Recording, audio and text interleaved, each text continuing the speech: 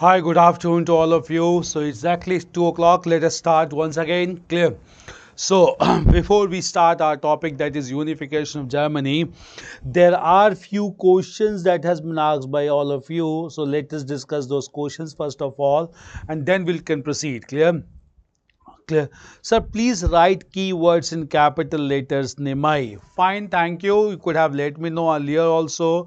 I'll write the keywords in capital. And if you're not able to decipher the cursive writing of mine, clear, because mine writing is bit, I know it's not very clear. So I am very poor at handwriting. Clear. So I'll write everything in bold letters. Don't worry. Clear. Not only the keywords, I'll write everything in bold letters. Nimai. Don't worry about it. Clear.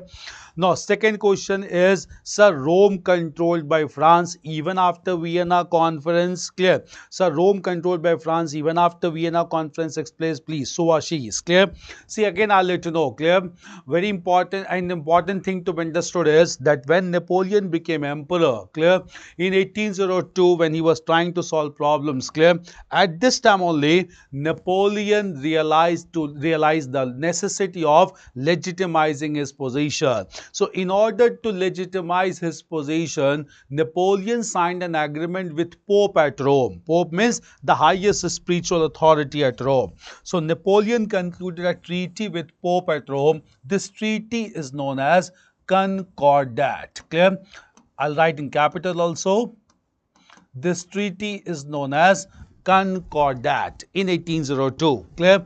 According to this treaty of Concordat, clear, Napoleon accepted Catholicism to be the state religion of France, and in return, the Pope at Rome accepted Napoleon to be legitimate ruler of France. Clear? So Napoleon became the legitimate ruler of France according to the highest spiritual authority, and Roman Catholicism became the state religion of France. So it was a kind of understanding between Pope and Napoleon. Thereafter only Napoleon decided to protect the authority of Pope at Rome and even the city of Rome. Since then, France had been maintaining the integrity and independence of Rome in the region of Italy. That is why even after Vienna Conference also, France, even though had been defeated, clear, but position of France was still very important in European continent.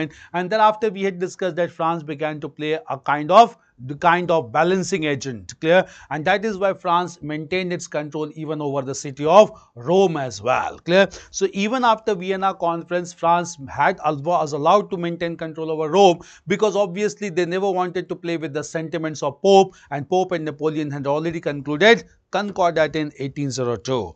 Is it clear, Suvasis? That is why even after Vienna Conference, the Rome was safeguarded and protected by the Pope at Rome, protected by the ruler of France in Europe. Is that clear, Suvasis? Please revert back. Okay. Now, next question is, sir, why Rome remained affiliated to France even after Vienna Conference? Same thing, because Concordat had been signed between the Pope at Rome and Napoleon, whereby Catholicism was accepted state religion of France, and in return, Pope accepted Napoleon to be legitimate ruler of France. That is why, and since Pope was the highest spiritual authority, no one wanted to affect the religious sentiments of people, and therefore this agreement between Pope and the ruler of France continued even after Vienna Conference. Tista, clear?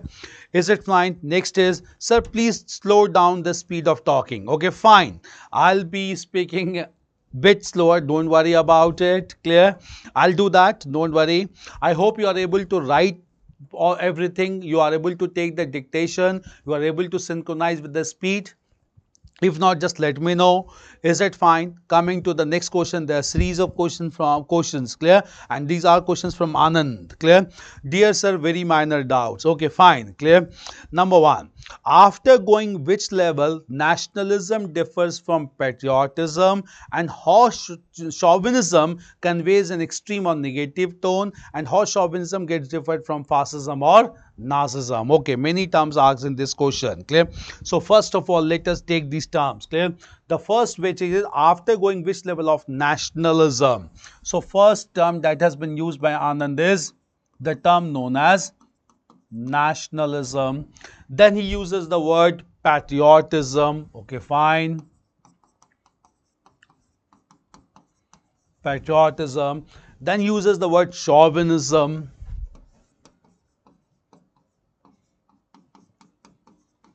Okay, fine. Chauvinism. And then difference between fascism and Nazism in one single question. Clear? I'll explain you. Clear? First is, the question is, sir, after going which level nationalism differs from patriotism, patriotism from chauvinism, and how chauvinism conveys an extreme or negative tone, and how chauvinism gets different from fascism or Nazism. Again, I'll let you know. Clear? Just understand the differences of these terms. Clear? Nationalism is a very progressive and modern term. Clear? According to nationalism, sense of affiliation towards one nation is normally termed as nationalism. Clear? So high level of belongingness towards one's nation is termed as nationalism. But again, I'll let you know, do understand, nationalism is a fluid concept. Clear? Nationalism, why is a fluid concept? Obviously, it can't keep changing its time. Suppose one country extended its national boundary, obviously nationalism will get extended to other areas as well. So nationalism is a fluid concept. In modern history, you must have learned about revolt of 1857 says it was not guided by modern nationalism, but for them, nationalism was their own territory. In course of time, nationalism began to perceive for larger Indian territory. Clear? So nationalism is a fluid term, and nationalism basically means sense of affiliation and belongingness towards one's nation. Nationalism. Clear? Patriotism, again I'll let you know. Clear? Patriotism is a high sense of intense belongingness towards nation. Clear? So when a people feels intense belongingness towards your nation, it is known as patriotism. But there's one difference also. That difference is, patriotism is basically a concept affiliated to one region. Clear? It may be with nation, it may not be with nation. Clear? So patriotism is a term which means high sense of attachment towards your region. Clear? Region may be a small region, a large province, and even a nation. So obviously it is more to do with the native region to which people belong. This is the difference between nationalism and patriotism. So nationalism is a broader sense, which means sense of belongingness towards nation. Patriotism may be towards nation, but patriotism is normally towards the region to which the people belong. That is the native region, native province, or a native village also. Clear? This is known as sense of patriotism. Chauvinism is a negative concept. Chauvinism means that when people think only about their own region, only about their own nation, clear, it is known as chauvinism. That is, it is guided more by narrow approach towards nationalism, that people are concerned, not concerned with world peace and security, concerned only with their own nation and national interest. This is known as chauvinism. So obviously promoting the interest of one nation without caring for the interest of other nation is known as chauvinism. So obviously it has got a negative connotation. Clear? Coming to the term fascism. The fascism is a term which means extreme sense of nationalism, ultra-nationalism, that is promoting the interest of one nation even at the cost of other nation. That is, it is a step forward from chauvinism. Chauvinism is a selfish motive, inward-looking approach confined to only own nation. Clear? But now, when we use the word fascism, means it's outward-looking approach and to promote nationalism even at the cost of other nation. That is, attacking other nation, taking their resources and territories, promoting the interest of only one nation at the cost of all other nation. This is known as fascism, which means ultra-nationalism or extreme nationalism. Clear? Nazism is almost similar to fascism. It's a variant form of fascism only. It was practiced in Germany by Nazi force. So in Germany, the fascism was known as Nazism. So Nazism and fascism are same thing with only one difference. That difference is Nazism will to be more extreme as it was guided by ethnic cleansing of Jewish community as well, also known as philosophy of or approach of anti-Semitism. Clear? So obviously when fascism has got an extra component of ethnic cleansing to serve the interest of one race only, it is known as Nazism. Clear? So differences needs to be understood among all these terms. Nationalism is a modern and progressive term. positive term, that means sense of belongingness towards one's nation. Clear? Patriotism is high sense of attachment towards not only nation, towards province, towards region, towards district, towards village. Clear? At the same time, when sense of belongingness is so that you care only about your own territory, only your own province, and you do not care about other regions, that gives a negative sense, and that is known as chauvinism. Clear? And a step forward from chauvinism is the approach of fascism, which means ultra nationalism, extreme nationalism. That is, you are ready to affect the interest of other nations also to support and project your own nation. That is, it's glorification of one's nation at the cost of other nation. This is known as fascism. And variant of fascism is known as Nazism, which is marked by opposition of several racial communities against one dominant racial community. It's clear, Anand, first of all. Next is bourgeois and aristocracy same thing? Clear? Again, I'll let you know. Clear? Bourgeois class basically means middle class. Clear? So, his another question is the bourgeois class, clear? Is the bourgeois class and aristocracy class same? See, aristocracy is a term which is normally a generic term. Why generic term? Any section which has got abundant amount of wealth, clear? It is known as aristocratic class, clear? So, any section, any group of people in society which has got abundant amount of wealth, not by only economic sense, but by royalty also, clear? They are known as aristocracy, clear? But within this aristocracy, there is always a middle class, emerging middle class, which tries to appropriate maximum resources, clear? This emerging middle class is known as bourgeois class. So, bourgeois class may not be the royal class, clear? Bourgeois class can be those classes who had started to emerge as a prominent middle class by their hard work and appropriation of resources, clear? But aristocracy means it's a generic term, that is for any section, middle class also, upper middle class also, royal class also, any section that has got abundant amount of wealth and lives a luxurious life, it is known as aristocratic or aristocracy, clear? Within aristocracy, there is emerging middle class, clear? And this middle class that appropriate maximum resources, clear? By fair or foul means, they are known as bourgeois class. The term being used by Karl Marx when he advocated scientific socialism, clear? This is known as bourgeois class. Bourgeois and aristocracy. So, bourgeois and aristocracy are bit different, clear? They are not the same term. Next is, what is laissez-faire and doctrine of nature, clear? See, we had discussed about laissez-faire earlier also, clear? And in laissez-faire, we had discussed that it is a concept, literally it means leave it alone, leave it free. According to this, market should be organized on the principle of demand and supply with no intervention by government. So, with least intervention by government, the economy should be organized on the principle of market, principle of demand and supply, clear? But at the same time, when we say doctrine of nature, clear? Doctrine of nature means it is a philosophy whereby there is denial of practical truths and knowledge, clear? So, practical knowledge, practical truths are denied, clear? It is basically believed that it consists of positively in saying that all the moral judgments are matters of opinion of the public, clear? So, it is all depends on interpretation of the public. So, according to natural justice or according to doctrine of nature, clear? Doctrine of nature says that all major truths are basically a matter of opinion. So, it denies practical truth and knowledge, clear? So, practical truth and knowledge is denied. Instead, it is all about the opinion of the human being, clear? So, it all depends. We accept truth or we accept anything false based on our opinion. There's nothing called practical truth or practical reality because it all depends on value judgments. This is known as law of nature, or this is known as doctrine of nature. So, doctrine of nature and laissez-faire are two different things altogether, clear? Next, sir, how secularism of France differs from India's. Okay, fine. There's another term that has come into being. Secularism of France is different from that of India. Not only this, clear?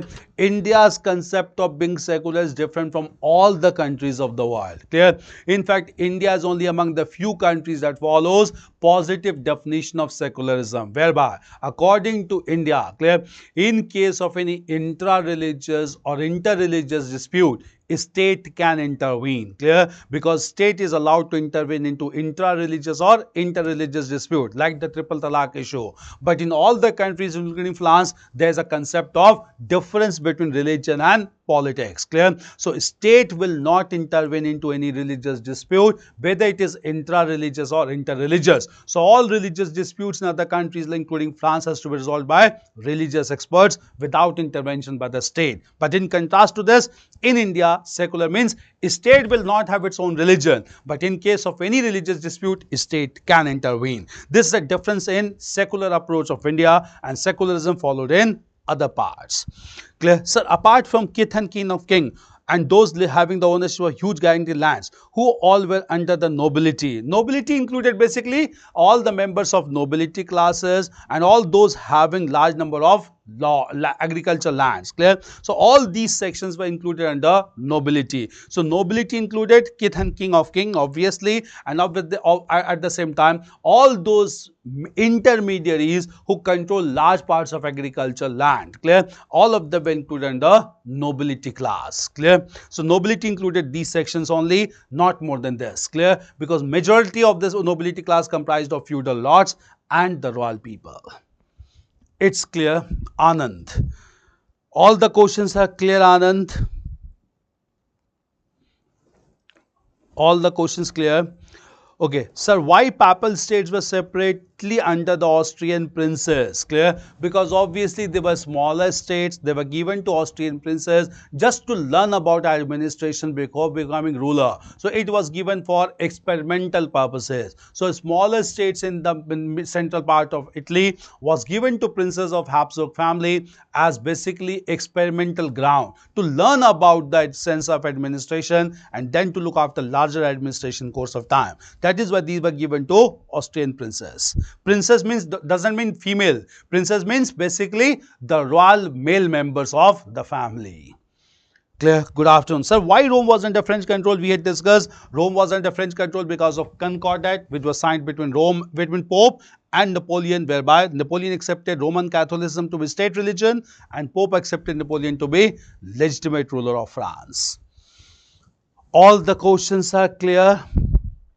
Sir, is not nowadays a Vatican City, Rome count as different country? Yeah, right now Vatican City is under the guidance of United Nations and Vatican City is counted as a different nation, largely administered by United Nations. Vishwajit, clear? Sir, does the Vienna Conference have any effect over French colony? Vienna Conference did not have any much impact on French colony. French who had established colonies in Asia and Africa, those 8 colonies continue to exist under France. Those colonies were not taken away. Clear? So even after Vienna Conference, France was allowed to maintain a major role in European and world politics, and all the colonies of France in Asia and Africa were still retained under French control. Clear? So all the questions are clear? Yeah, Anand, thank you. Thank you, Anand. Then we have Tista. All the questions are clear to all of you? Sir, please slow down, speed of talking, difficulty of understanding. I'll do that. I got your point. Are all the doubts clear? Okay, fine. Good. Clear? So now let us start with another topic, that is unification of Germany. Clear? So now we'll start with another topic, that is unification of Germany.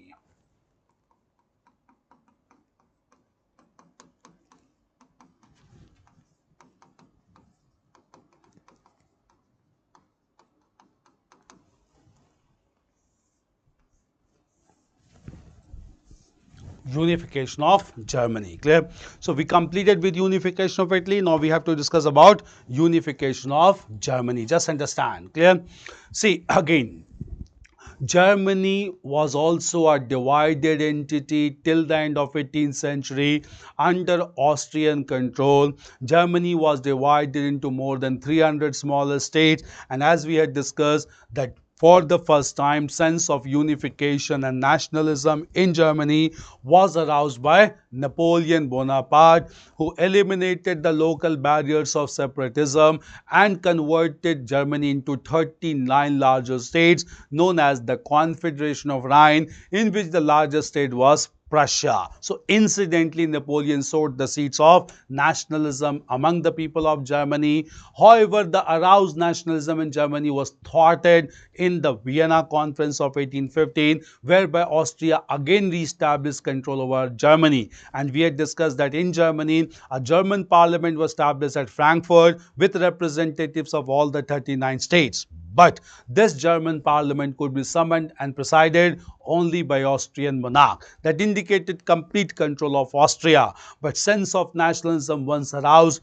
could not be defeated permanently, and thereafter German unification was attempted by the largest province of Confederation of Rhine, that is Prussia. Clear? Prussia was ruled by a monarch known as Frederick William. Clear? And Frederick William wanted to unify Germany under Prussian control. So like Sardinia, Prussia wanted the unification of Germany under Prussian control, or rather Prussianization of Germany. Clear? This person, Frederick William, tried to ensure several military reforms in German states so that Germany could be unified. Clear? At the same time, in order to unify Germany, clear, he advocated several military proposals in German parliament, but due to opposition of Austria, those legislations were not approved by German parliamentarians. So military reforms could not be undertaken by Frederick William. Even though political unification could not be proceeded effectively, but Frederick William witnessed economic unification of Germany because Germany had abundant amount of natural reserves like coal and iron, and in order to ensure proper distribution of these natural reserves, clear, all German states came together to establish the first custom union. This custom union was known as Zollverein, and custom union means free movement of goods and services. So all the 39 states began to allow movement of goods and services among them without collecting any import duty, and this resulted into 39 states as a common economic unit, and this custom union came to be known as Zollverein. Therefore, scholars are of opinion that before getting unified politically, German unification was achieved on economic front. Clear? This was one thing. At the same time, another important thing is that after 39 states came together, Confederation of Rhine was established and got unified on through custom union. The political unification was attempted. Frederick William died in 1848 and was succeeded by his younger brother, also known as William IV, Frederick William IV, clear? And in order to ensure proper army and military reforms, Frederick William IV appointed a leading diplomat as his chief minister. This chief minister appointed in 1848 was Otto von Bismarck, and Bismarck started the policy of German unification through a definite policy known as policy of blood and iron. We'll discuss the iron, blood and iron policy of Otto von Bismarck. Clear? First of all, we'll write this introduction. That heading as unification of Germany. Unification of Germany. Right, introduction first. Right, Germany was a mere geographical entity. Germany was a mere geographical entity, till the end of the 18th century, till the end of the 18th century. 18th century. Clear? Right. It was divided into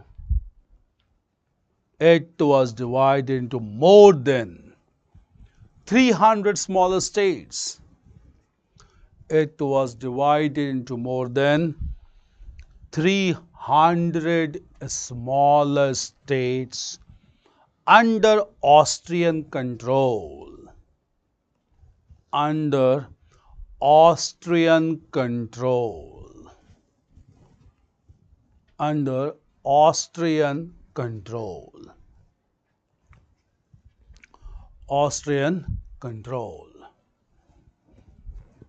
Austrian control. Clear? Right. The sense of nationalism in Germany, the sense of nationalism in Germany was aroused by was aroused by Napoleon, who established 39 larger states, who established 39 larger states, 39 larger states, known as the Confederation of the Rhine, known as the Confederation of the Rhine, among which the largest state was Prussia, among which the larger state was Prussia, among which the larger state was Prussia.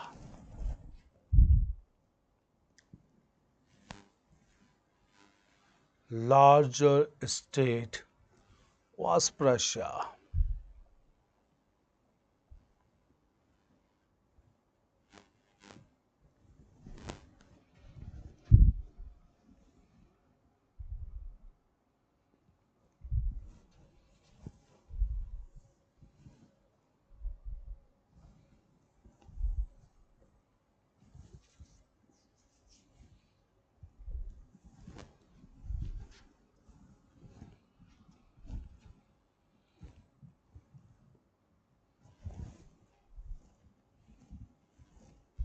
Now, then this map you can understand easily.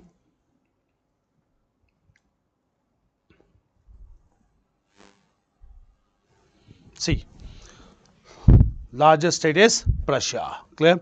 Austria-Hungary is this side, France this side. These are all German states. Hanover, clear? Largest state. Weimar is very important place. We'll come to that. Largest state was Prussia. Clear? In which the largest state was Prussia. State was Prussia. Clear? Right. The aroused nationalism in Germany. The aroused nationalism in Germany was adversely affected. The aroused nationalism in Germany was adversely affected in the Vienna Conference. Adversely affected in the Vienna Conference.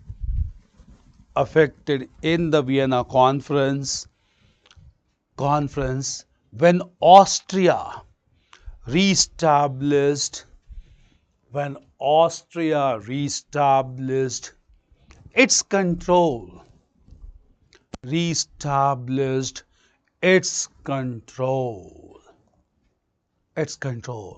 clear? Right. A German parliament was constituted. A German parliament was constituted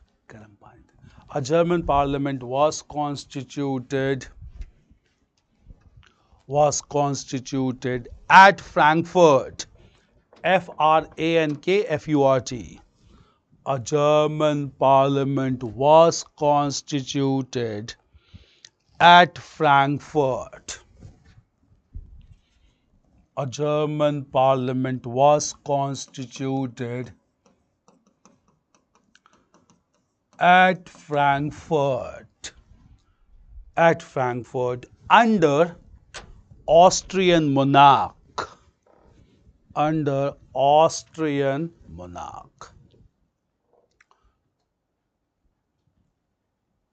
Thank you. Under Austrian monarch. Clear? Monarch, right? In order to unify Germany,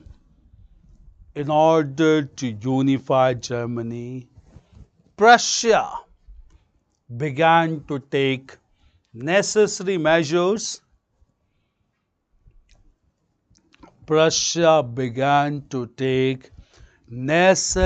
measures. began to take necessary measures. Take necessary measures. Necessary measures. Clear? Right. The Prussian monarch. The Prussian monarch Frederick William. The, the Prussian monarch Frederick William wanted to unify Germany. Wanted to unify Germany under Prussian control. Unify Germany under Prussian control. Under Prussian control. Prussian control.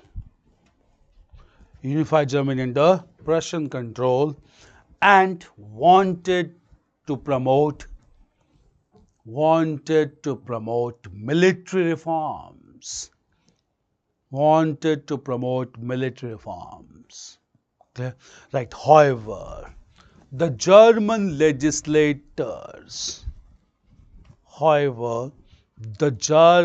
legislators refused. German legislators refused for military reforms. Refused for military reforms. But they agreed. To establish a common custom union. Established a common custom union. Establish a common custom union or Zollverein. Common custom union or Zollverein. Custom union or Zollverein to promote free movement of goods and services. Free movement of goods and services. Okay. Right. In this way,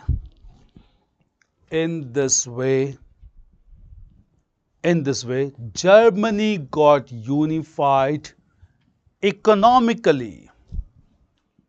Germany got unified economically much before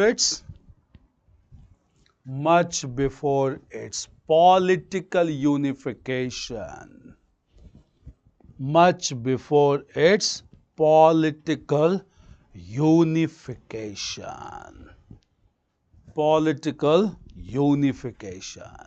Fine. Clear. Change paragraph. Right. After the death of Frederick William,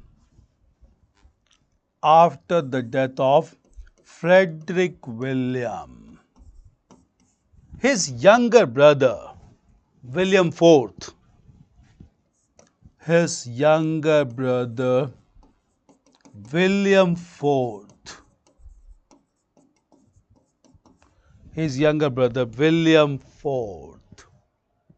became the next Prussian monarch.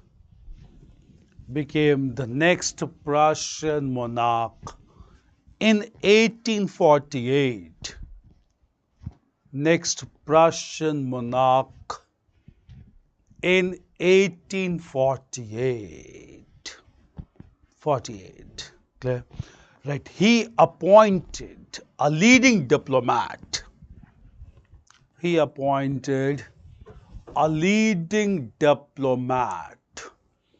Otto von Bismarck.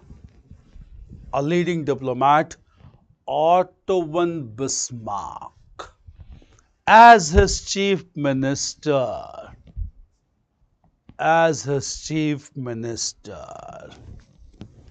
To unify German states.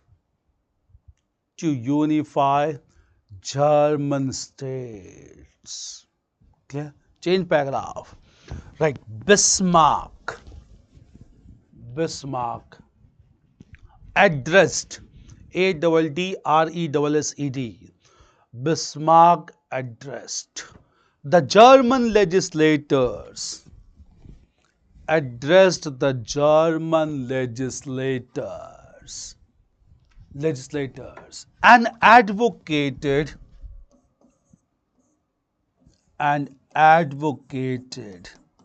his policy of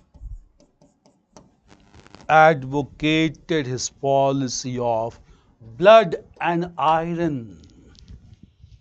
Advocated his policy of blood and iron. Blood and iron. Blood and whereby he highlighted the necessity of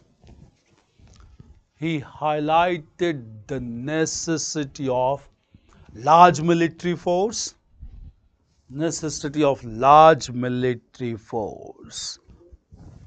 along with large military force through blood and iron, that is resources, along with proper use of coal and iron.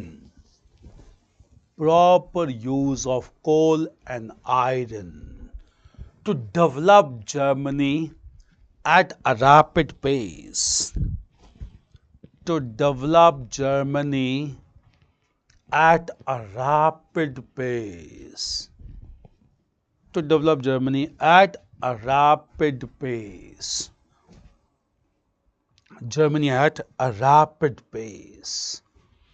Clear? Right. The policy of blood and iron.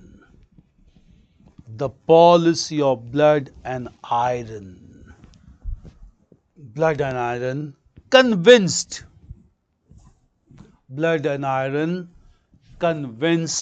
German legislators.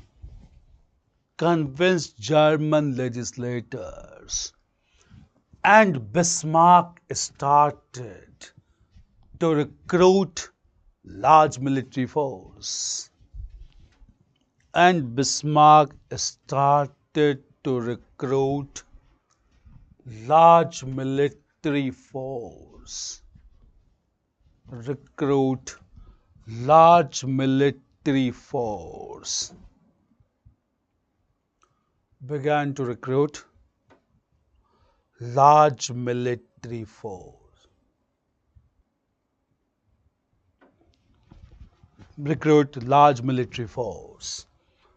Began to recruit large military force. Clear?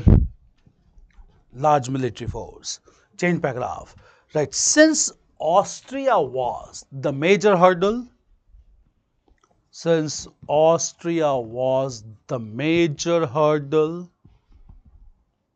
in German unification,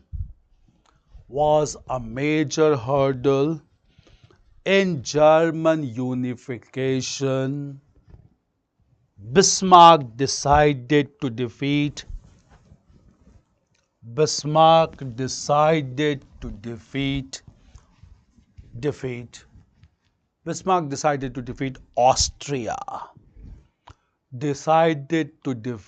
Austria. Now do understand from here. We had already discussed, before declaring war against Austria, Bismarck ensured the neutrality of France and ensured the support of Sardinia. This war between Prussia and Austria is also known as War of Sadowa in 1866. Thereafter, we had also discussed that war with France, also known as War of Sedan. These two wars were also responsible for German unification as well. Clear? Okay, for Austria. Clear? Right here only. Austria was defeated. We had discussed all the context. Austria was defeated in the War of Sadowa.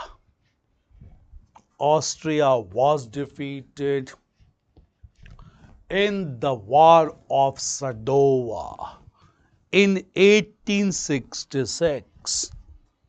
War of Sadowa in 1866.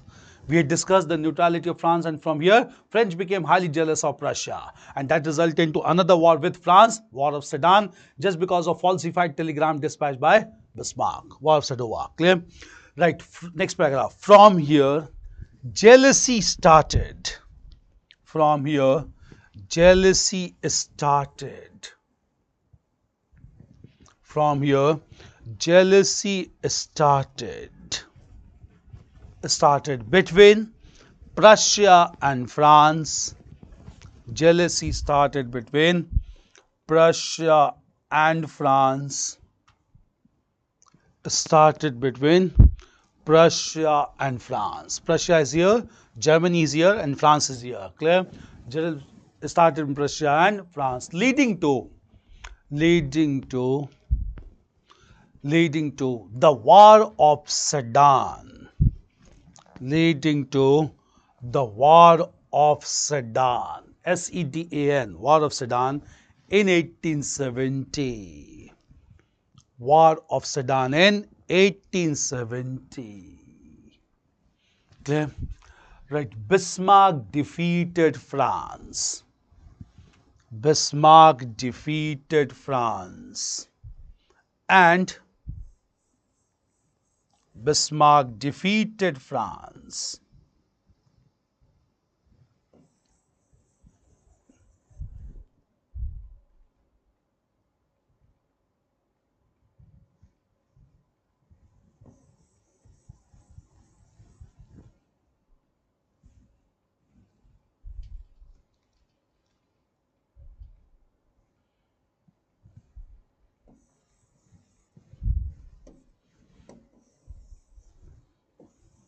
Bismarck defeated France and annexed two resource-rich regions of France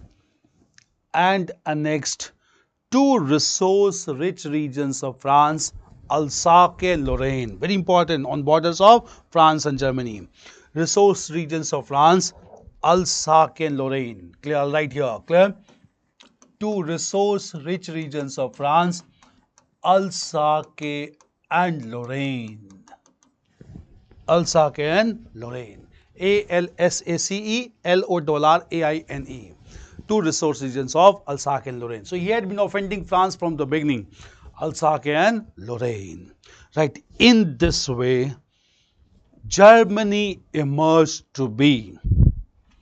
In this way, Germany emerged to be a unified nation state. Germany emerged to be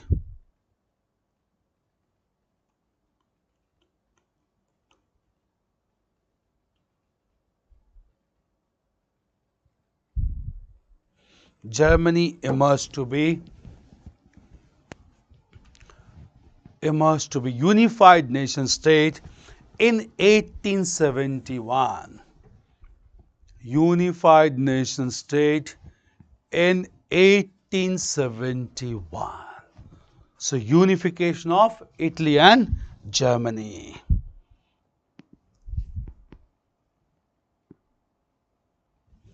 Unification of Italy and Germany simultaneously. It's clear. So unification of two nation states, the most important and positive development in 19th century Europe. This is clear. Now just understand one thing after this. Clear? Now meanwhile we had been discussing all these things. Clear? We need to understand one more thing here. Clear? That all these things has been discussed. The Italian unification, German unification, and the trend of questions being asked in UPSC is clear from this topic. Normally they can ask questions separately also in Italian German unification, but the normal trend is they ask about similarities and differences in the unification of Italy and Germany. Clear? Because we had discussed everything, you just need to separate such similarities and differences between Italian and German unification. So this is the most expected question out of this topic, that highlight or enumerate the differences and similarities in unification of Italy and Germany in 19th century Europe. Clear? I hope you can identify similarities and differences we had already discussed, or you want me to dictate the differences and similarities between the two unification process. You have to let me know. Clear? We had discussed everything. Clear? It's only a matter of segregating similarities and differences. Would you be able to do that, or you want me to dictate separately? Topics we had already done. Just let me know. Just answer. Do you want me to separately dictate the similarities and differences of Italian-German unification, or you will be able to do so because you get questions on related to similarities and differences? We had already done. We just need to segregate that. Just revert me back. All of you want me to dictate that similarities and differences in Italian-German unification, or you will be able to segregate on your own? Topics we had already done. All of you please answer.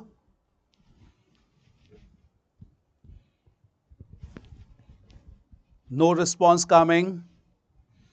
Just let me know. There are many candidates: Partha, Vishwajit, Teesta, Anand, Vishwajit. Clear? Just let me know. Sir, please dictate. Vishwajit. Sir, please dictate. 5599. Teesta. Okay, fine. Okay, please dictate. Yes, sir, kindly do it. Okay, fine. Please dictate. Teesta, Nimai. Clear? Okay, fine. Clear? Similar. Say it will be helpful if you guide Sampurna. Okay, fine. Let us dictate. We had already discussed, but I'll let you know first of all. Clear? Even though both were parallel movements in 19th century Europe, unification of Italy and Germany were marked by several similarities and few differences as well. Clear? Similarities. Clear? First of all, yes sir, we can do it. Thank you, Adit. But anyway, let me dictate because most of you want me to dictate. Clear? First of all, the first similarity between Italian and German unification would be that both were basically divided countries or divided political entities till the end of 18th century, and both were under Austrian domination. One similarity. Second similarity is the sense of unification, nationalism in both Italy and Germany was aroused by one common leader, Napoleon Bonaparte. Incidentally, second similarity. Third one, clear? The aroused sense of nationalism and unification was adversely affected during the Common Conference, that is Vienna Conference of 1815. Clear? Thereafter, Austria remained to be the most common hurdle in unification of both Italy and Germany. There's another similarity. Next is the unification of both Italy and Germany was undertaken by adjoining regions respectively. With respect to Italy, it was Sardinia. With respect to Germany, it was Prussia. Clear? Moreover, clear, the most important role in unification of Italy and Germany was played by respective ministers of Sardinia and Prussia. With respect to Sardinia, it was Count Cavour, the Prime Minister, and with respect to Germany, it was Otto von Bismarck, the Chief Minister of Prussia. Clear? At the same time, clear, unification of both Italy and Germany was achieved by a set of two common wars, that is War of Sadowa and War of Sedan, that led to the defeat of Austria and France respectively. And last but not the least, both the countries got unified in 1871. Apart from these similarities, there are few differences also. What are these differences? Number one, clear, Italian unification was achieved by multiple actors and players like Mazzini, Count Cavour, then we had Garibaldi, then we have Bismarck also. But German unification was achieved single-handedly by Otto von Bismarck. There's one difference. Second difference is clear that Italian unification was marked by multiple approaches, clear, but at the same time German unification was marked by one single approach known as policy of blood and iron. Third difference is Italian unification was a pure political phenomena, but German unification was both political and economic. In fact, before political unification, Germany got unified economically through a custom union known as Zollverein. All these are major differences in Italian and German unification. Write these differences, clear. Write heading as, clear. Write the similarities and differences. Heading at the similarities and differences in Italian and German unification. Similarities and differences in Italian and German unification. German unification. Clear? Right, next, introduction first. Clear? Right, the unification of Italy and Germany.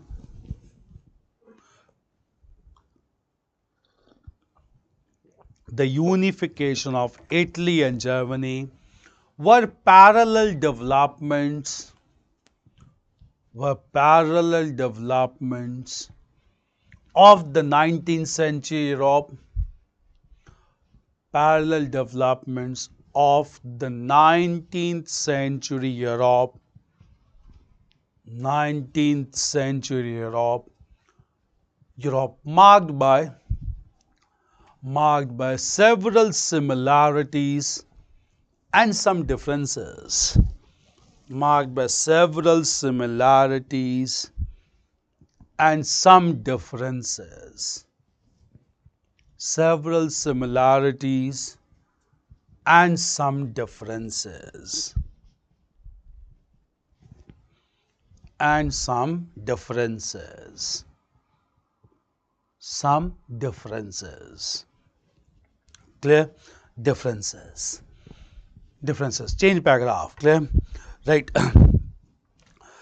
Right. The first similarity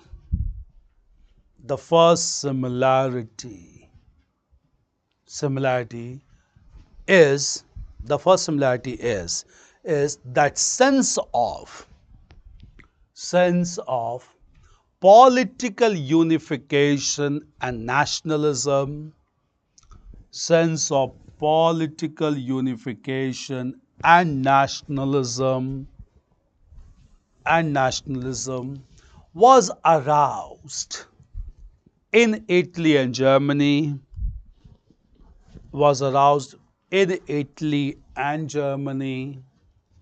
by the end of the 18th century, by the end of the 18th century,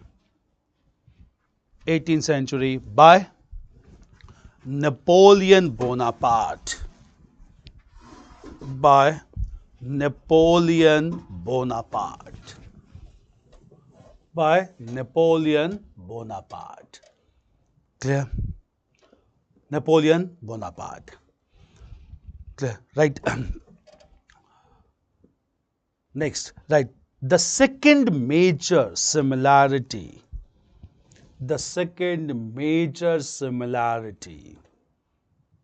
is that aroused nationalism in Italy and Germany,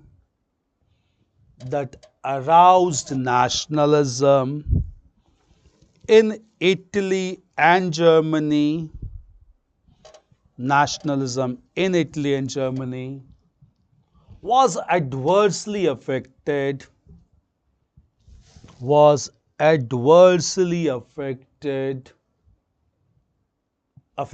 in the common Vienna Conference,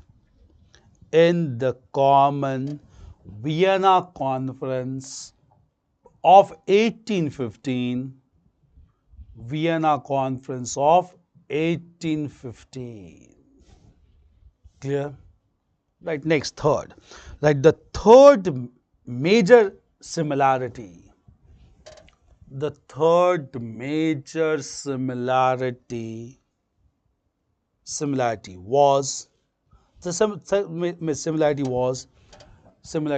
that the biggest hurdle in Italian and German unification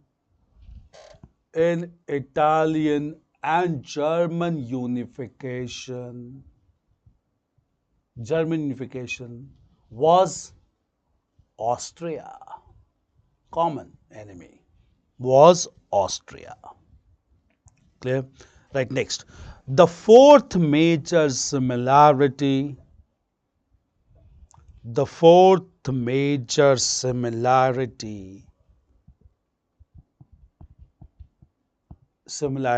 in unification of Italy and Germany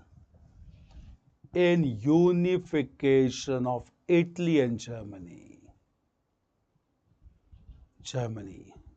Was initiatives taken by was initiatives taken by adjoining regions, initiatives taken by adjoining regions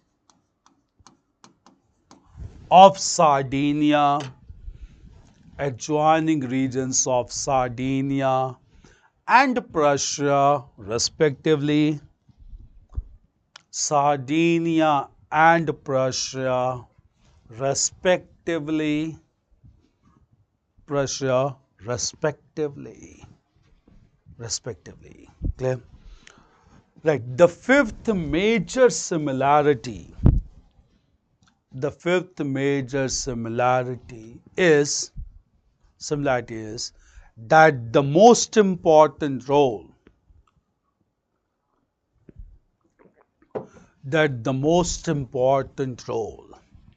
in unification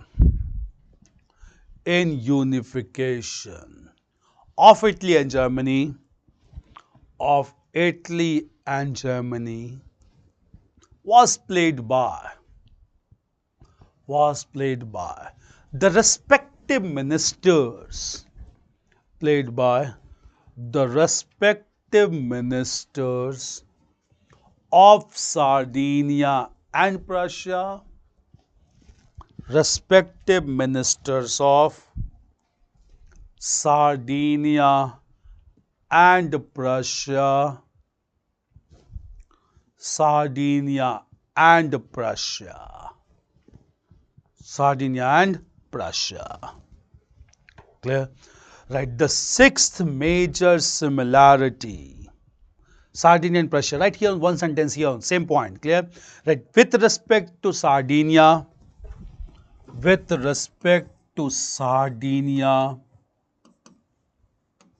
Sardinia, Count Cavour. With respect to Sardinia, Count Cavour. And with respect to Prussia,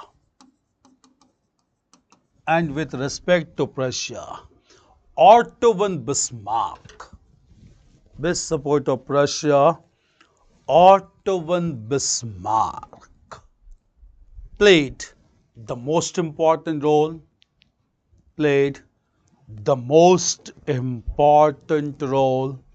in unification. Most important role in unification. Clear? Change paragraph now. Right. The sixth important similarity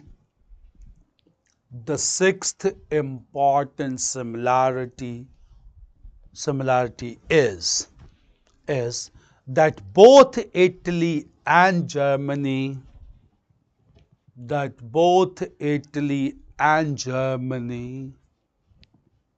got unified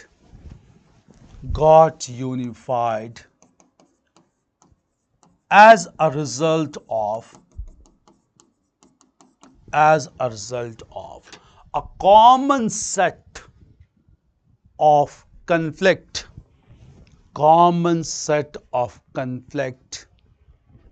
known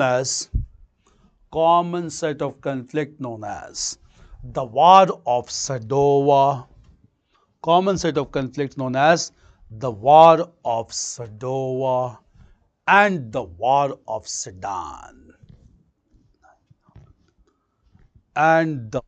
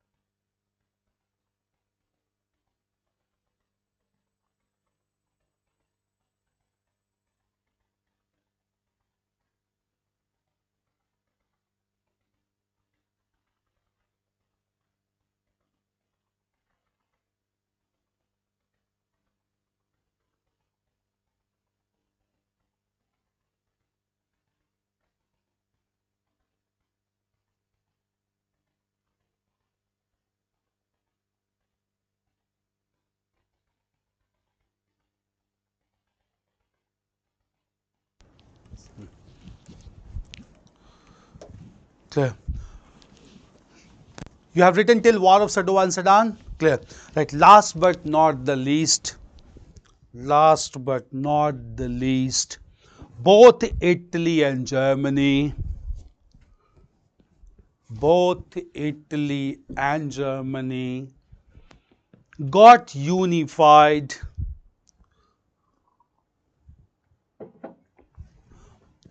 got unified simultaneously in 1871. Clear? So all these are similarities. Now coming to differences. Clear? Change paragraph. Now I'm audible. Nothing has been missed out. If you have, just let me know. I'll just repeat. It was the cell got over. Now fine, now fine. Have you missed any point? Did you miss any point? All of you have written all the point? Similarities?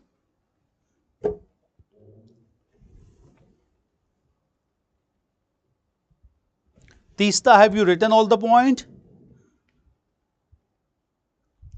All of you have, anyone have missed any point? Just revert me back. Fine. Okay. So, Sadowa and Sedan. Clear? Now, right, differences. Clear? Right, even though Italian and, didn't miss any point. Right, even though Italian and German unification,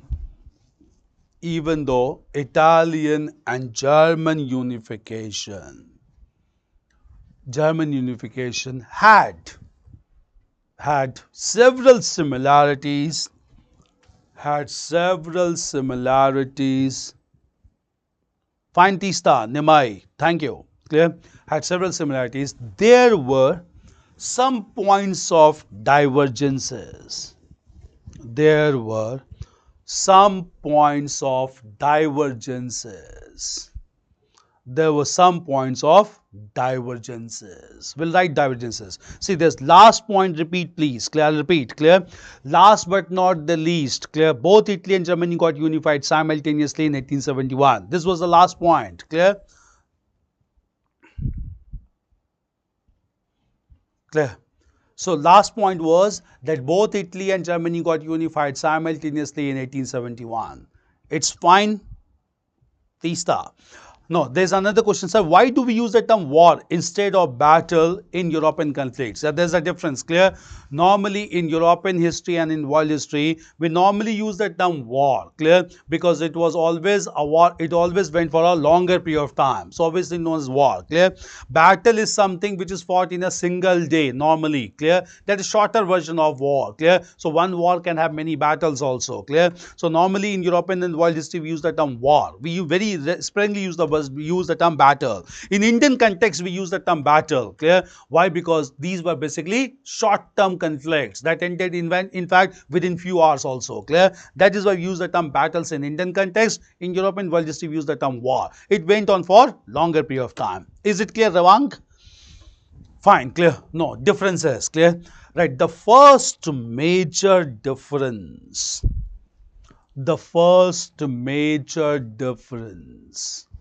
in Italian and German unification,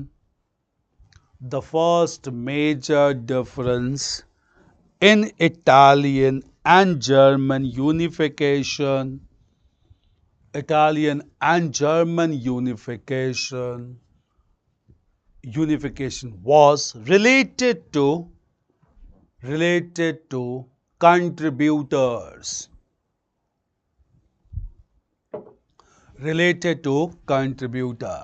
Clear?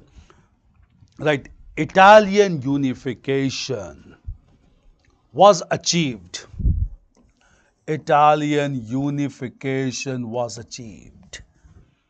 Achieved by the efforts of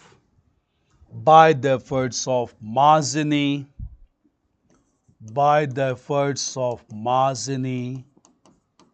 Garibaldi, Count Cavour, and Bismarck. Clear? Mazzini, Garibaldi, Count Cavour and Bismarck. Bismarck. However, German unification was achieved. However, German unification was achieved single-handedly by German unification was achieved single-handedly by Bismarck. Single-handedly by Bismarck. First difference. Right, second, clear? Right, Italian unification was marked by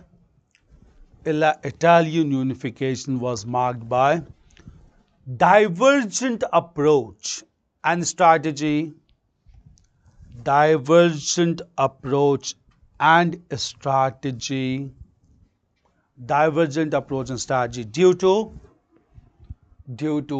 multiple contributors. Due to multiple contributors. Right. However, German unification was achieved. German unification was achieved. Unification was achieved through the consistent approach. Through the consistent approach exhibited by the policy of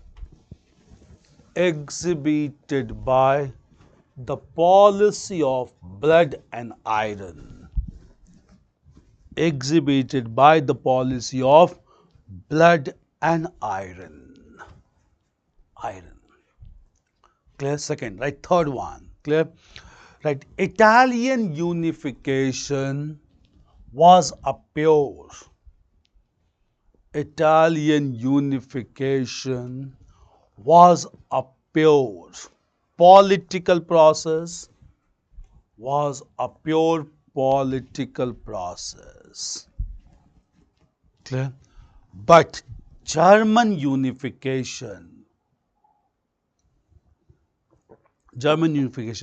was accompanied with economic unification,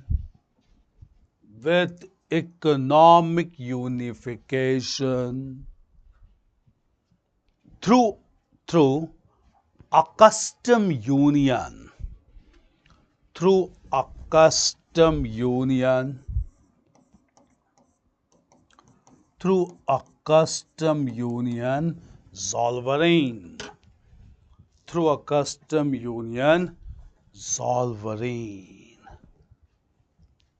union,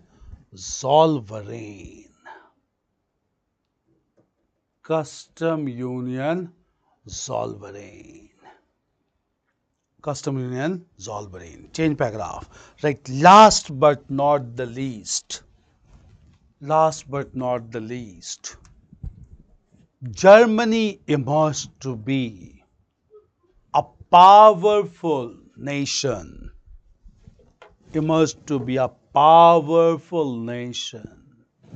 As compared to Italy,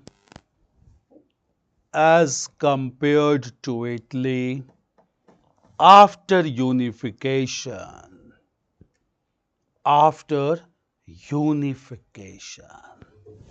Clear?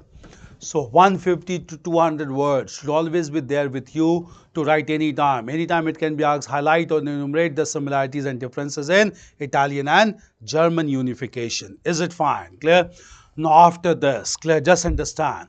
Clear, real development starts from here. After Germany got unified as a nation state, clear, there's a statement that is asked into examination. The statement is Europe gained a master and lost a mistress. Clear, master was obviously Germany under Bismarck, and mistress was obviously France. We had discussed Paris and France was always the center of Europe, the center of attraction of Europe. Clear, and therefore it is said that Europe gained a master, that is Germany, lost a mistress, that is France, because France lost all its power and glory against Germany. Why? We'll just understand this. Clear?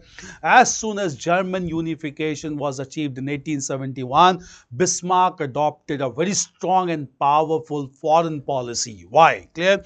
Bismarck was a visionary leader, and Bismarck knew one thing. Clear? That France has been offending the French sentiments has been wounded by Germany from the beginning. Clear? In fact, Bismarck has been affecting the sentiments of France from the beginning. In Sadowa also, France remained to be neutral, and that is why it led to defeat of Austria, and France felt to be ditched. Clear? France finally was defeated by Prussia in Battle of Sedan in 1817 on the basis of falsified telegram. Clear? So obviously French sentiments had been wounded by Prussia and Germany from the beginning, and that is why after defeating France in Sedan, Germany took away the resource regions of Alsace and Lorraine. That further affected the sentiments of French people. So Bismarck knew one thing very well: France will take the earliest opportunity to retaliate back against Germany. So his most important objective was to protect the unified nation state of Germany against the possible retaliation of France, because he anticipated this French retaliation, because he knew he had wounded the sentiments of France from the beginning. And in order to protect Germany from any possible retaliation of France, Bismarck started the system of comprehensive alliances in order to make alliance with all major powers of Europe and to isolate France completely, so that in case France is isolated, France will not be able to retaliate back. So for this he adopted system of alliances through a strong and powerful foreign policy. And ultimately the system of comprehensive alliances started by Bismarck also led to the establishment of counter alliances, and in this way by the beginning of 20th century whole Europe got divided into two power camps because of alliances and counter alliances, and these two power camps collided against each other. That resulted into catastrophic First World War in the beginning of 19th century. So from here only system of alliance and counter alliances formed the prelude to the First World War. So we'll understand about the foreign policy of Bismarck and system of alliances. Clear? This is the next topic. So before this, there's a question from Nimai. So please give us some questions from the chapter we have done for practice. I'll give you questions, don't worry. Clear? Maybe tomorrow only we'll discuss previous year papers, and I'll give you questions also, so that till the point we had covered you can practice up answers there. So tomorrow just we'll have discussion on questions as well. Clear? Because today we don't have much time, it's only the 3:15. So tomorrow we'll have some questions till the point we'll cover today. Clear? So let us start with foreign policy of Bismarck and system of alliances. Clear? So right next heading is the foreign policy of Bismarck. Clear? Foreign policy of Bismarck. Foreign policy of Bismarck and system of alliances. And the system of alliances.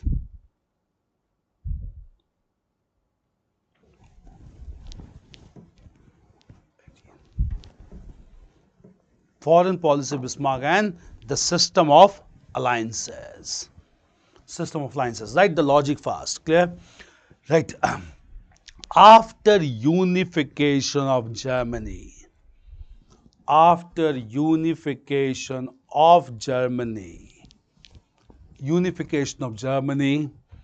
Bismarck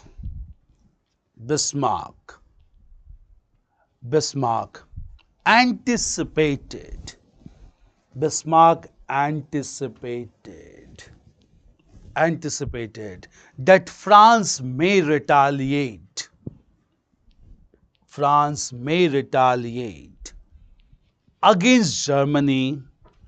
France may retaliate against Germany as French sentiments had been affected. As French sentiments had been affected. French sentiments had been affected several times. Had been affected several times. Affected several times. Clear? Right. In order to safeguard Germany,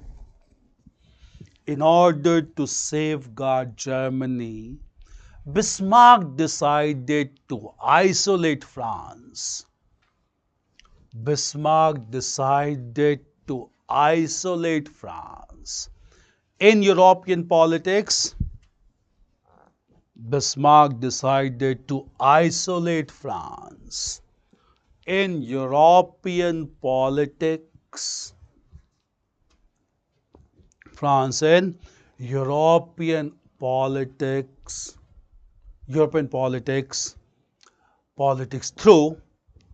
through a strong foreign policy, and the system of alliances,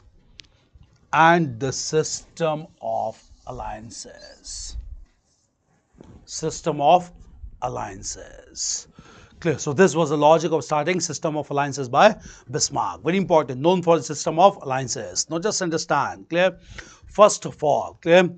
After establishing Germany as a unified nation state, in order to safeguard Germany against possible retaliation of France, Bismarck first of all approached a country, that is Austria. Now it seems to be very tough, clear, that how come Austria was approached by Bismarck? Because he only defeated Austria, and just because of him only, Austria lost its two regions of Italy and Germany, clear? But then also Bismarck approached Austria at this time, clear? Now why and how? What gave him confidence, clear?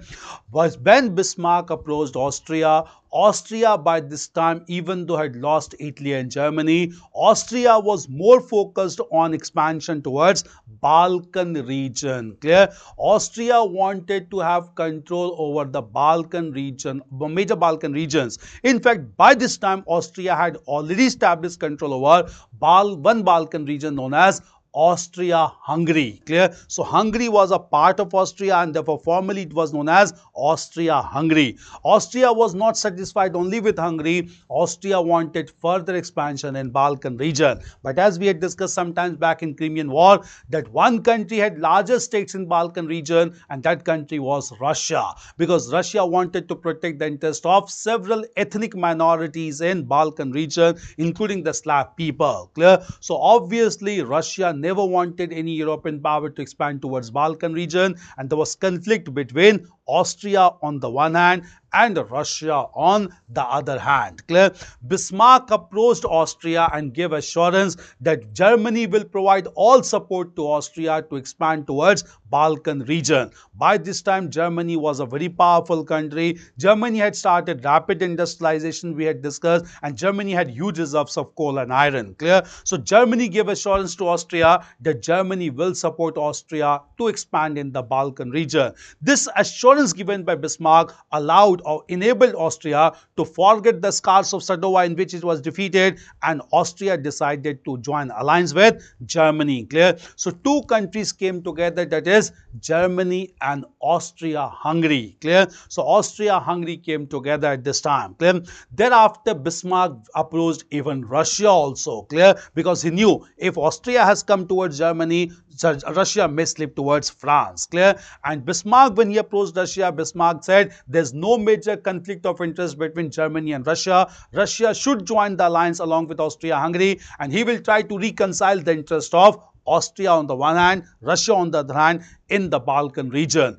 Russia joined this alliance, clear? So three powers came together: Germany, Austria-Hungary and Russia. clear. But in order to decide the conflict of interest between Austria and Russia, Bismarck convened an international conference at Berlin, the capital city of Germany, in 1879. But in this international conference, Austria and Russia began to fight against each other. Clear? Bismarck had to take a tough decision either to go with Austria or to go with Russia. Clear?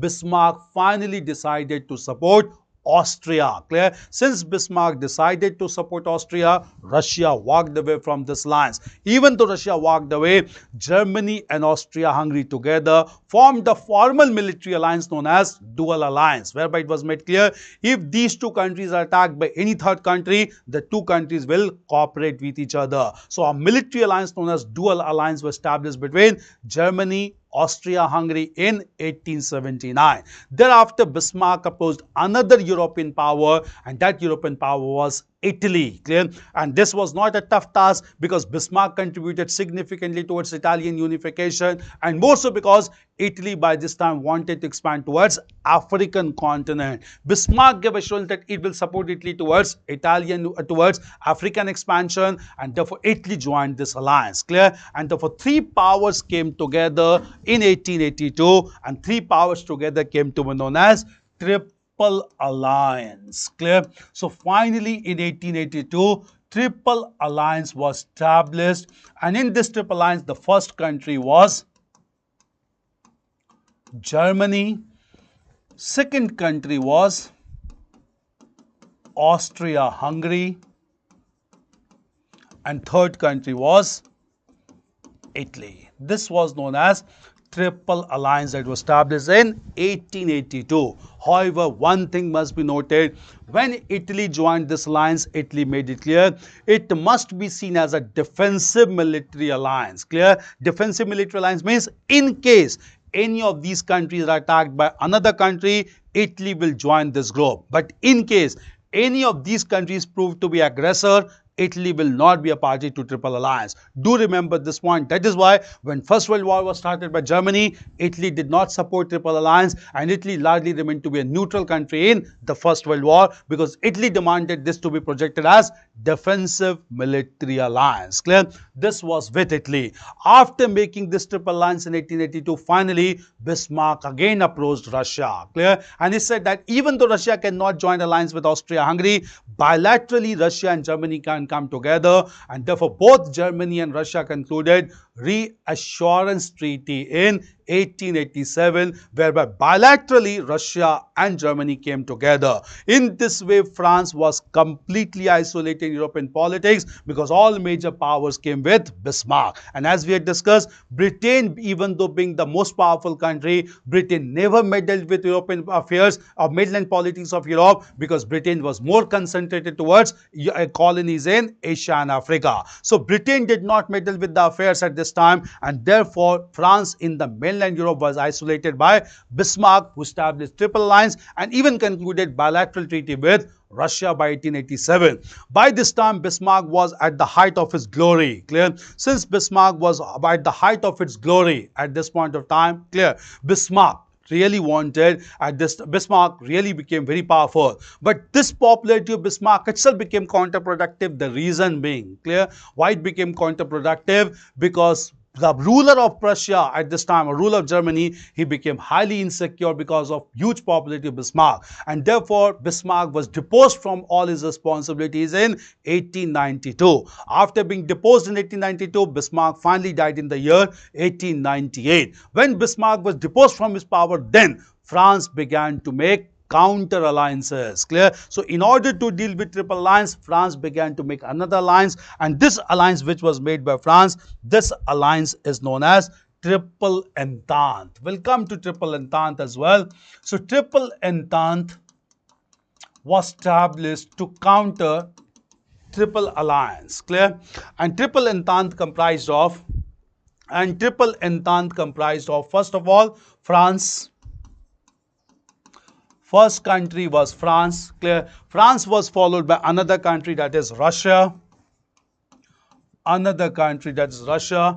And the third country that joined, later on we'll come to that, that is Britain. How this Triple Entente was formed, what do we mean by Triple Entente? We'll come to this as well. Clear?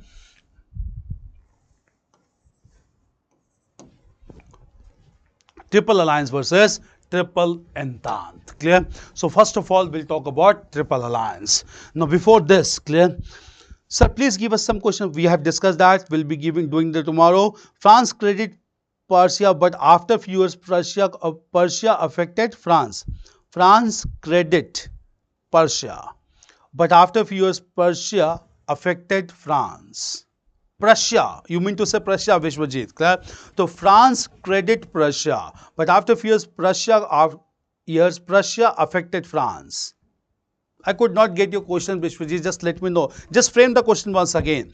Next question is from Anand. Dear sir, I'm extremely sorry, sir. I couldn't get difference between nationalism and patriotism thoroughly. Could you kindly tell me once more and cite examples, sir, which one is ideal or best? Can we say in Revolt of 18, all those were parties who had patriotism but not nationalism? Yeah, clear. See, I can let you clear. Difference between nationalism and patriotism. Nationalism is a modern phenomena. Clear. Nationalism can never be misplaced until it's become extremely national, that is fascism. Clear? Patriotism can be misplaced also. Clear? For instance, clear? Patriotism means that without knowing about the larger perspective, you will support only one region unilaterally. It is patriotism. Clear? Yeah. Take the example of Revolt of 1857. Clear? All the participants like Rani Lakshmibai, yeah, Kumar Singh, yeah, Nana Sahib, all of them were basically patriotic people, and they were concerned more with their own territory and with their own interest. Clear? Rather than looking into the concept of nationalism in broader sense. Clear? So all of them proved to be patriotic, but none of them had sense of all India nationalism, and therefore they lacked sense of nationalism. So patriotism is considered to be a more inward looking approach. Nationalism is considered more broader in approach. Clear? And not only revolt of 1850s, all the major revolts, even the revolts led by the Mundas, revolts led by the Santals, all they were patriotic people, even though they didn't have a sense of modern nationalism. Clear? That is why the national leaders realized that India needs to be converted into a nation, and then only we can start a fight against British imperialism. Without having sense of nationalism, the sense of agitation cannot be started against imperial power. Clear? So difference between nationalism and patriotism means sense of attachment towards your nation, towards your region, towards your territory, without considering the larger perspective. Clear? But when you consider all the paraphernalias of being attached to your one nation, then this progressive idea is known as nationalism. So all peasant and tribal revolts that took place in modern India, they were guided more by patriotism than by nationalism. That is why, since they had a narrow perspective, they could easily be suppressed by the British, and therefore the need was felt to start organized national agitation or forces of nationalism. Is that clear, Anand? Differences and all the terms are clear. Fascism, Nazism, chauvinism. Just revert me back. Is the difference clear between nationalism and patriotism?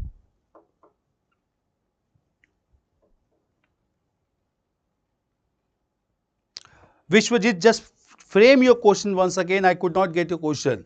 France credit Persia, but after few years, Persia affected France.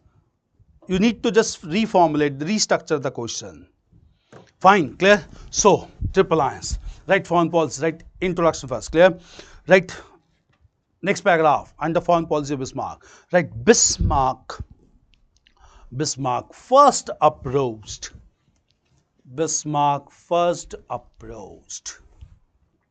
Austria. Bismarck first approached Austria.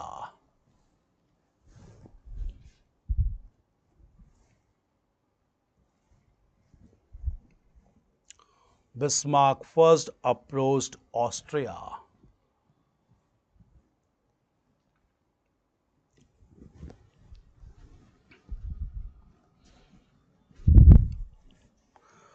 First approached Austria. First approached Austria. Approached Austria and gave assurance.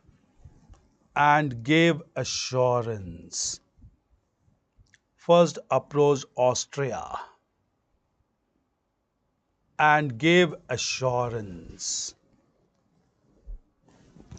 First approached Austria and gave assurance of supporting of supporting, gave assurance of supporting, gave assurance of supporting Austria towards expansion in the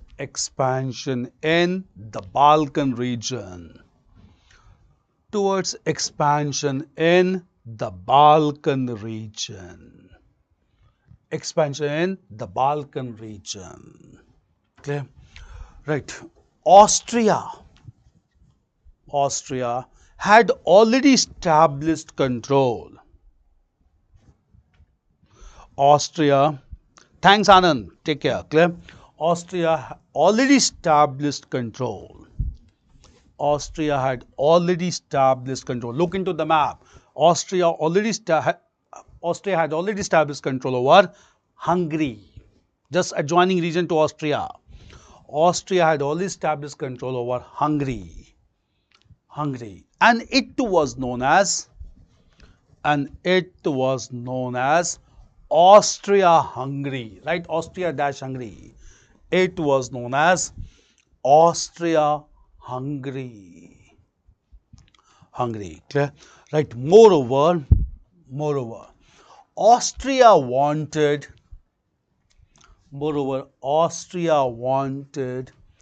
to expand further. Austria wanted to expand further in the Balkan region,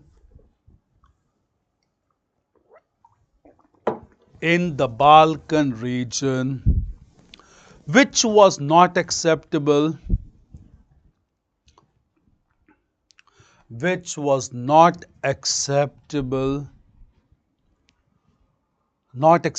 to Russia.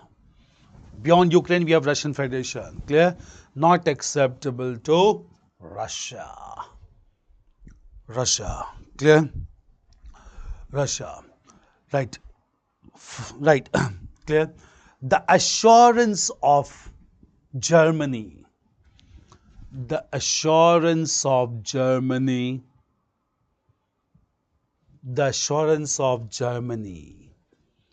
Enabled Austria. The assurance of Germany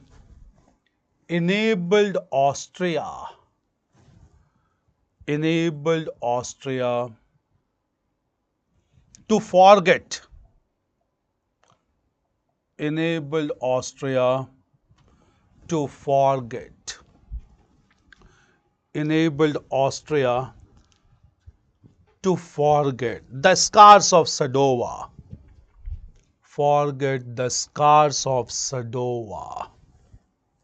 Sadova, in which Austria was defeated.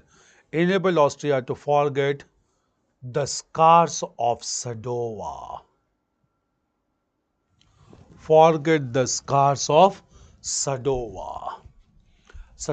And it joined alliance with Germany.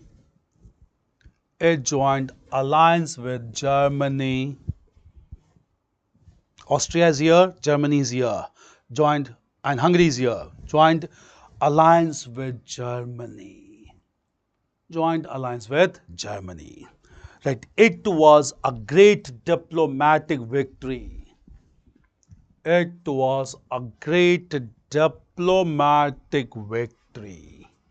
For Bismarck.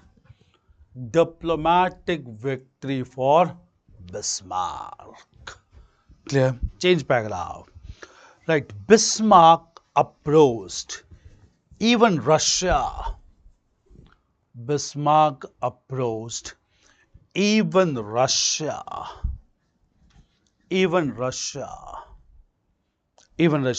And convinced it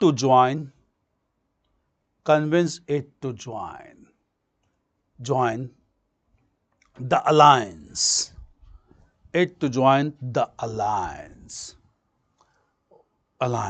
Clear? Alliance. Right. Russia joined the alliance of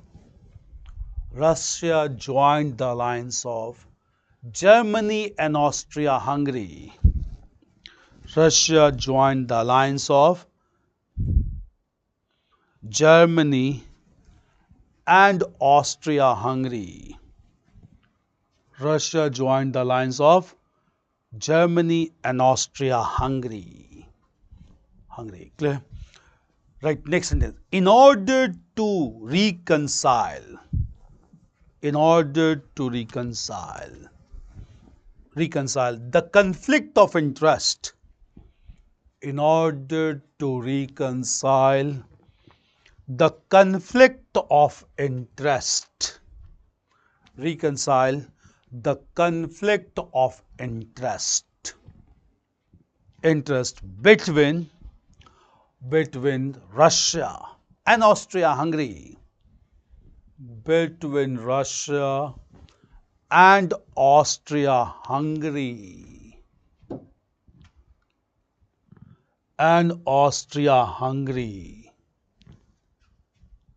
Russia and Austria-Hungary,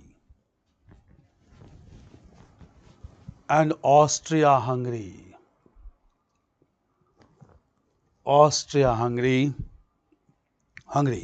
Bismarck convened an international conference.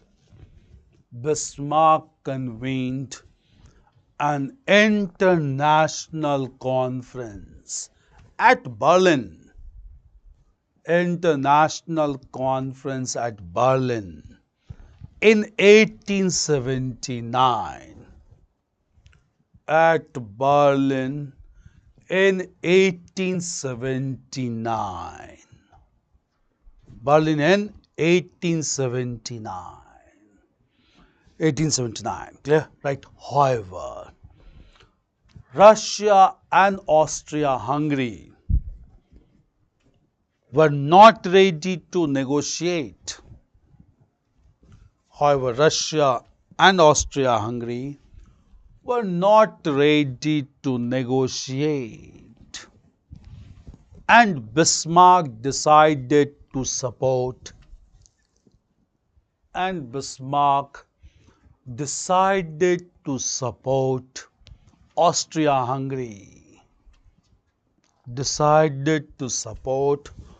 Austria-Hungary, Clear? Austria-Hungary. Right. This resulted into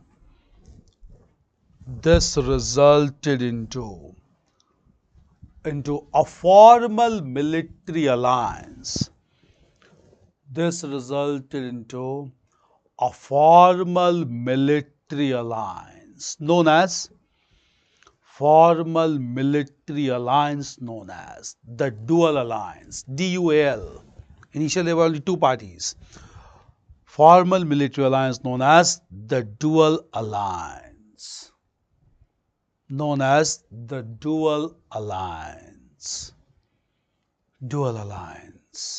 Clear? Change paragraph. Right. Bismarck also approached Italy.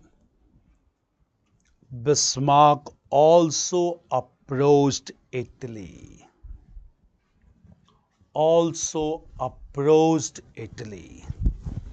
Bismarck also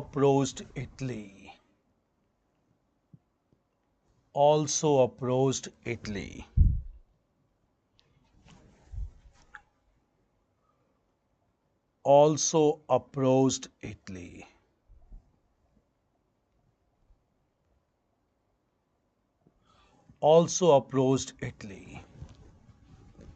Bismarck also approached Italy.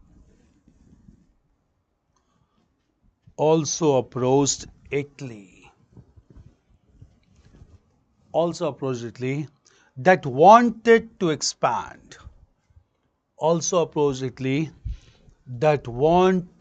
to expand. In African continent,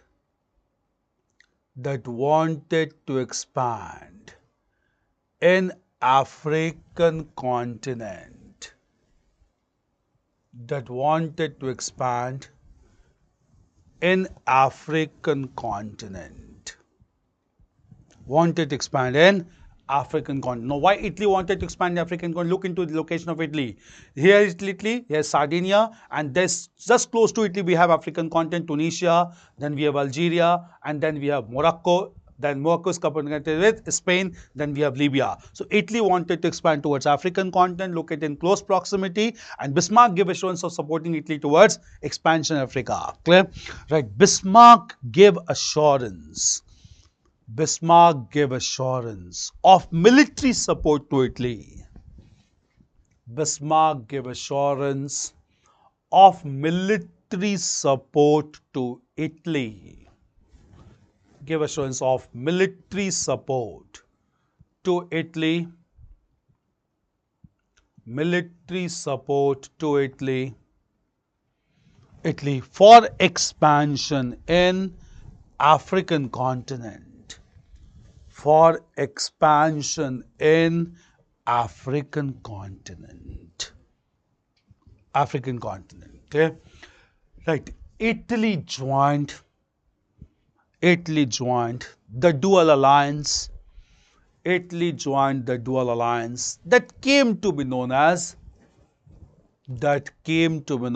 Triple Alliance. Three powers that came to be known as Triple Alliance in 1882. Triple Alliance in 1882. 1885. Clear? Right. However, it must be noted.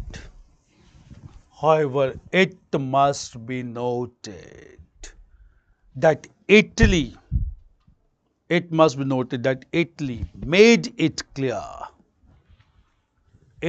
made it clear. That it must be accepted as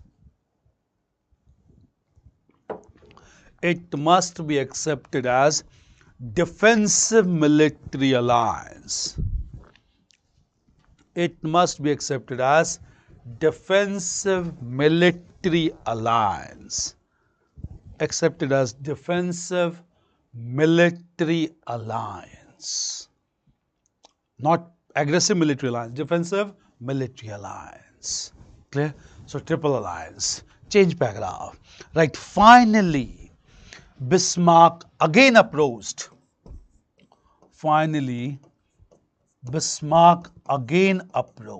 Russia. Bismarck again approached Russia and concluded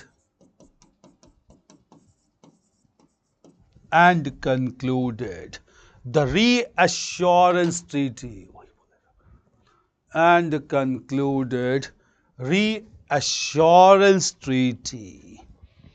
In 1887. Reassurance treaty in 1887. Whereby Germany and Russia came together.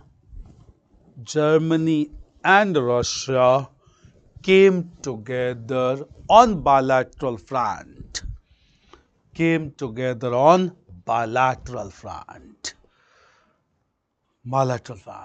Change paragraph. Right. In this way, Bismarck attained the height of glory.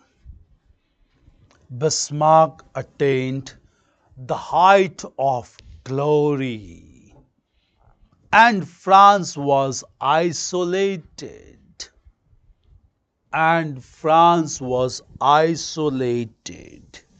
In European politics.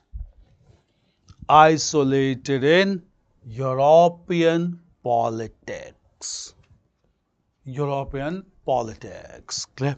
Right. However, such popularity proved to be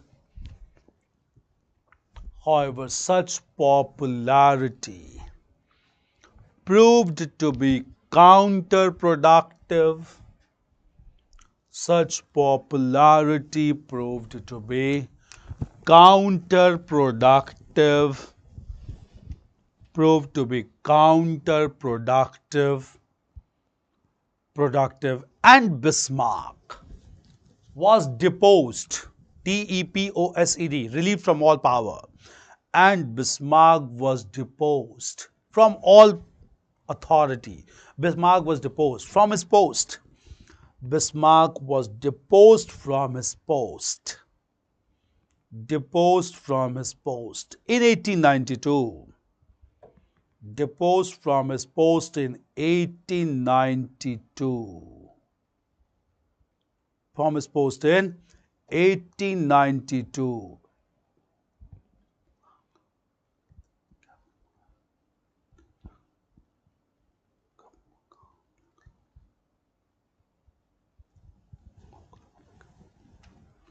Deposed from his post in 1892, and he died in 1898. And he died in 1898. 1898. Clear? 1898. Okay, change paragraph. Clear? Right. Right. By this time, France decided to establish counter-alliance. France decided to establish counter-alliance. Counter-alliance. And first of all established an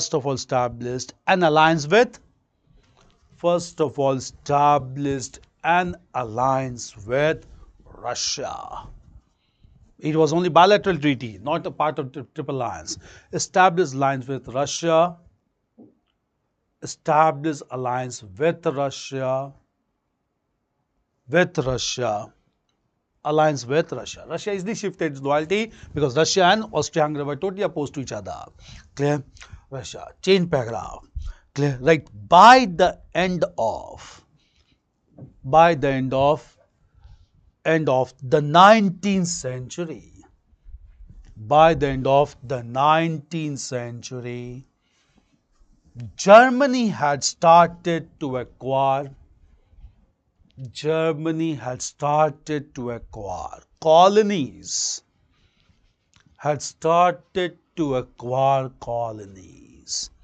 In Asia and Africa. Acquire colonies in Asia and Africa. Colonies in Asia and Africa. Colonies in Asia.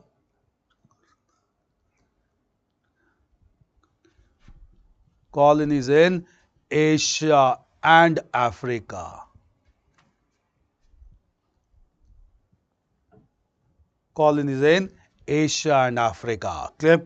Right. It became a big challenge for Britain. Britain was more concentrated towards Asia and Africa.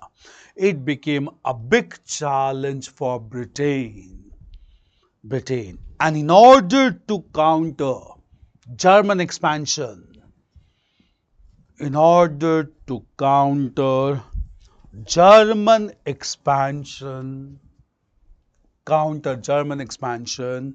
Britain joined the alliance of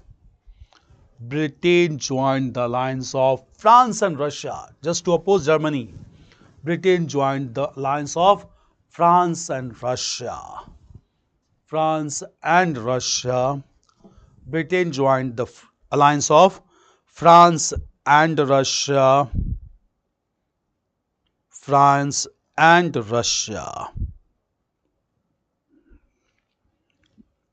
Joined France and Russia. Britain joined France and Russia.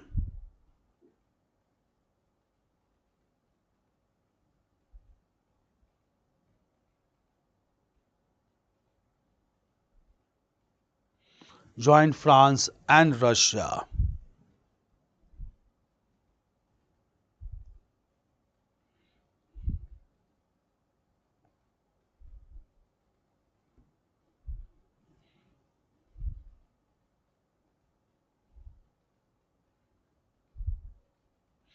and joined the alliance of France and Russia, leading to the establishment of Triple Entente, political understanding. Entente means understanding, leading to the establishment of Triple Entente in 1907. Triple Entente in 1907. So it was mere political understanding. Unlike Triple Alliance, it was a military alliance. Clear? In 1907. Clear? 1907. Right. This alliance was to promote political understanding.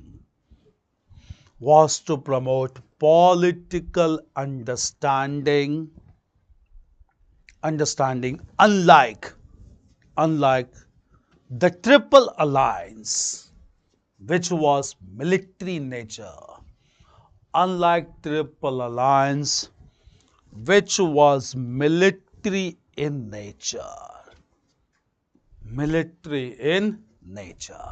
So Triple Alliance and Triple Entente. Change paragraph. Right. In this way, the whole European continent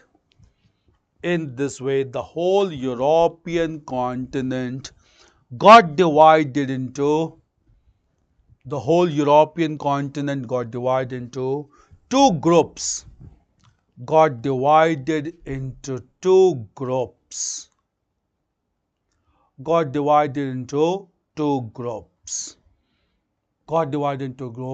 That resulted into race for armament. That led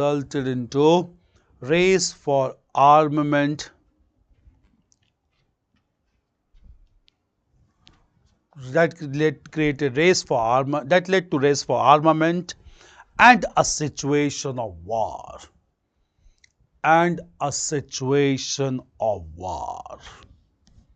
Clear? Situation of war. Clear? Right. Next sentence. Right. Only a spark was needed. SPARK. Only a spark was needed to start a major war. Only a spark was needed to start a major war.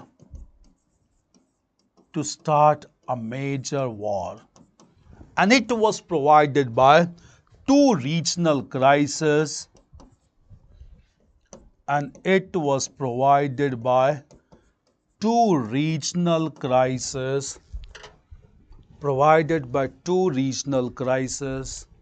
Known as the Moroccan crisis,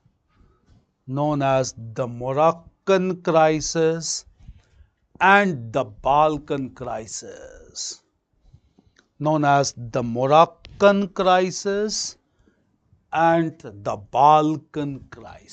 We'll come to these crises. You get separate questions on these regional crises that proved to be immediate context of the First World War.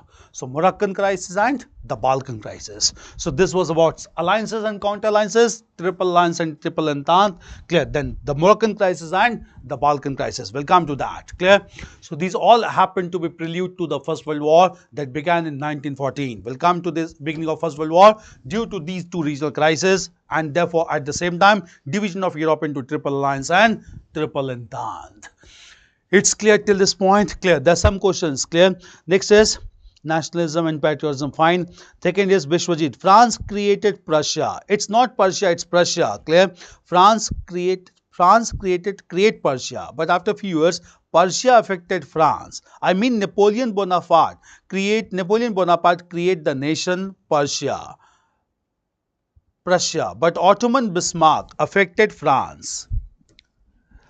Napoleon Bonaparte created Prussia. Yeah, 39 states were created in Germany known as the Confederation of Right. Clear? But at the same time, Ottoman Bismarck, clear, affected France. Clear? Ottoman Bismarck affected France because obviously we had discussed earlier, Napoleon created 39 states not out of deliberate move, but incidentally, because his objective was not to create Prussia. Napoleon's objective was to affect the prestige of Austria, because Germany was under the control of Austria. So we had been emphasizing this thing, that Napoleon sowed the seeds of nationalism in Germany incidentally, not deliberately. No, we'll understand.